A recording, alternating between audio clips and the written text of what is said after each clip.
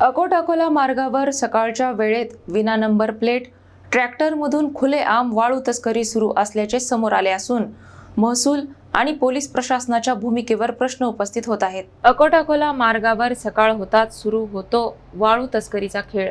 ना number plate ना प्रशासनाची भीती। दहीहंडा पोलीस स्टेशन हद्दीतील पूर्णा नदी पात्रातून अवैधरित्या वाळू उपसा करून भरधाव वेगाने ट्रॅक्टर अकोट-अकोला रोडवर धावत असल्याचे चित्र आता समोर आले आहे। विशेष म्हणजे अनेक ट्रॅक्टरवर नंबर प्लेटच नसल्याचे दिसून आले, तरीही या वाहनांवर कुठलीही कारवाई होत नसल्याने महसूल आणि पोलीस प्रशासनाच्या भूमिकेवर गंभीर प्रश्न उपस्थित होत आहेत। सकाळच्या वेळेतच मोठ्या प्रमाणात ही तस्करी सुरू असताना रस्त्यावर कुठेही महसूल कर्मचारी किंवा पोलीस कर्मचारी दिसून येत नसल्याने संशय अधिक गडद झाला आहे। सकाळच्या वेळेतच तस्करी का?